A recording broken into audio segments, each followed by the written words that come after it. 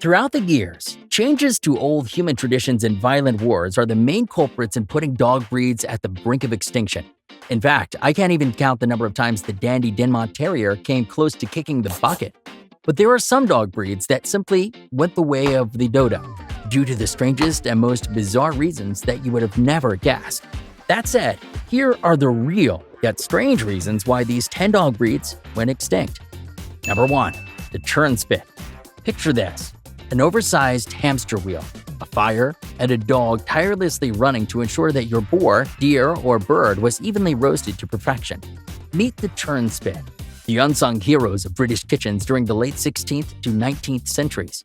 These dogs were called the vernapellator cur in Latin, which can literally be translated to dog that turns the wheel. Considering their jobs, I can't think of a better name. But life wasn't all wagging tails and tasty roasts for these canine chefs. When the Turnspit needed a little bit of motivation, kitchen staff would resort to throwing hot coals at their feet to keep them rotting on the wheel. And their days off? Only on Sundays, when many Turnspits accompanied their families to church to be used as foot warmers. In fact, the Turnspit was so poorly treated that the RSPCA was formed to fight against animal cruelty. When the clock jack, also known as the roasting jack, was invented in the 18th century, it rendered the breed useless. With time, the Turnspits became the stigma of the poor, that is, a living, breathing symbol that your restaurant couldn't afford a fancy new machine. Unsurprisingly, the Turnspit eventually went extinct due to these technological advances. Now, if you thought the Turnspit's job was bizarre, it's still not as ridiculous as this next one. Number 2. The Dogo Cubano. Dogs were bred to retrieve game, herd livestock, guard property, and even provide companionship. But the Dogo Cubano? They were literally bred to hunt down slaves. That's right. Back when slavery was still legal in the 16th century, these dogs were imported into Cuba for the elitists to keep their people in check.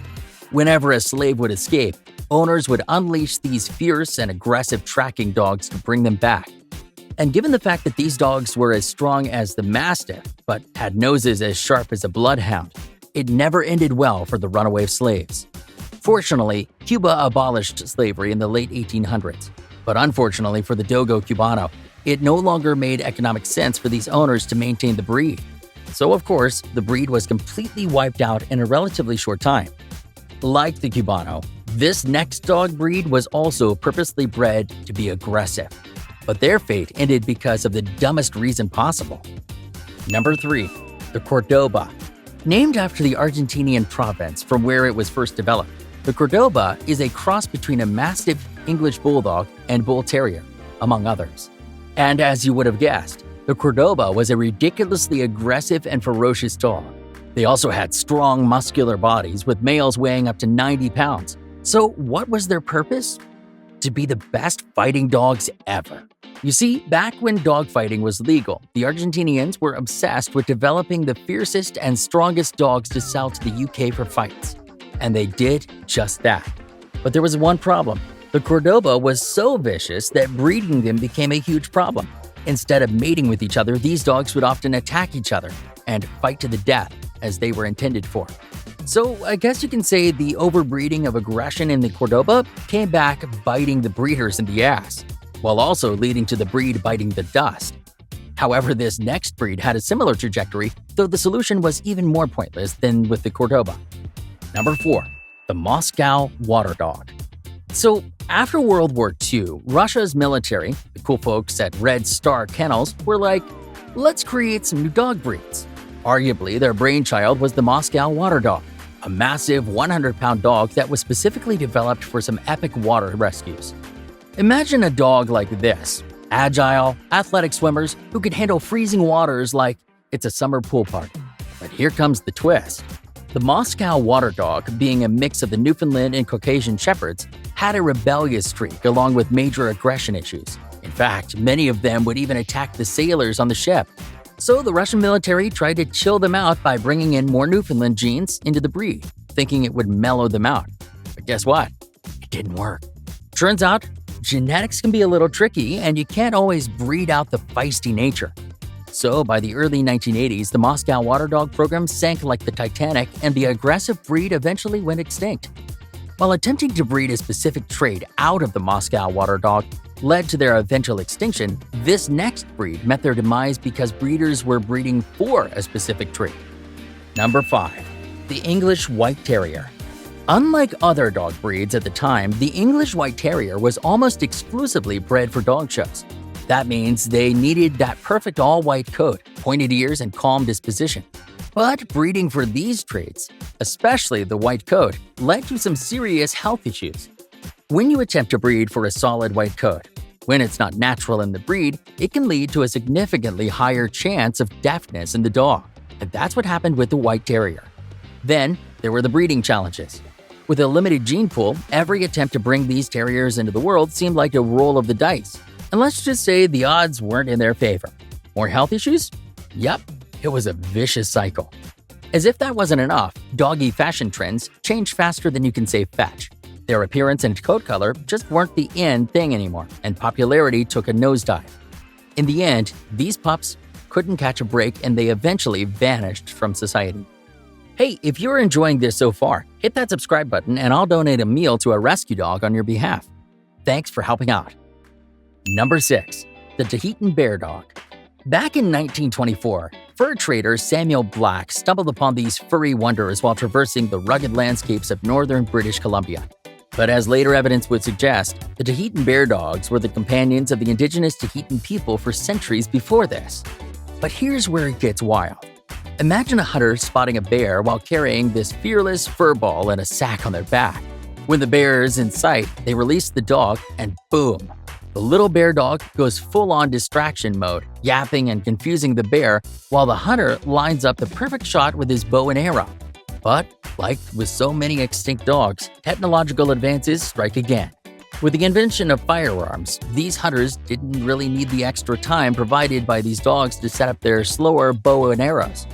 Numbers of the Tahltan Bear Dog quickly began to fade, and the last known dog died in 1979. And although the demise of the Tahltan Bear Dog was due to technology, the unexpected reason for the downfall of this next breed will certainly surprise you. Number 7. The Norfolk Spaniel. At one point during the mid-19th century, the Norfolk Spaniel was the most popular dog breed in the UK. So how did this breed's popularity take such a huge 180? Well, it was exactly that. They were simply too popular. The 1861 book titled House Dogs and Sporting Dogs called the Norfolk Spaniel perhaps the commonest breed in England. And although that may sound like a great title to have, historians believed it was actually this statement that led to the Norfolk's eventual demise. Turns out, the liver and white Norfolk Spaniels became so widespread that the public perceived them as a common dog and not a distinct breed. By the turn of the 20th century, the Kennel Club merged their description with other spaniels, thus forming the English Springer Spaniel. But unfortunately, the consolidation led to the decline and extinction of the Norfolk Spaniel. Being so popular that you become unpopular makes no sense at all, but it still doesn't compare to how absurd this next breed's downfall is. Number 8. Hawaiian Poi Dog. In the tropical paradise of ancient Hawaii, Polynesian settlers brought over the Poi Dog over 1,000 years ago. They were small, pariah dogs cherished for protecting children, as they were often gifted to families with newborns. In fact, if the child would die early, the dog would be sacrificed and buried with the child. However, life wasn't all sunshine and coconuts for the breed. Want to know why they're called the Poi Dog? Well, it's because they ate Hawaiian poi almost exclusively, as meat was just too expensive. This actually caused two problems, which compounded into the breed's extinction. Because poi was made primarily of taro, it really wasn't healthy for them. Dogs need to eat mainly protein. This, of course, led to all sorts of health issues in the breed. However, this limited diet also caused major weight gain, making them more plump and desirable to eat. Needless to say, the Poi Dog had too much going against them, and the breed eventually vanished by the late 19th century. Number 9. The Old English Bulldog. Does this resemble the modern bully-type dogs? Well, yeah, that's the idea. The Old English Bulldogs were the predecessors to our modern Bulldogs and Pitbulls, but with a different twist. Originally, they were larger and more athletic, bred for sports such as bull baiting and dogfighting. In retrospect, it was a pretty cruel pastime.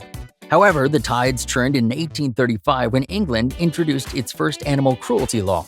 putting an end to these brutal sports and eventually the Old English Bulldog.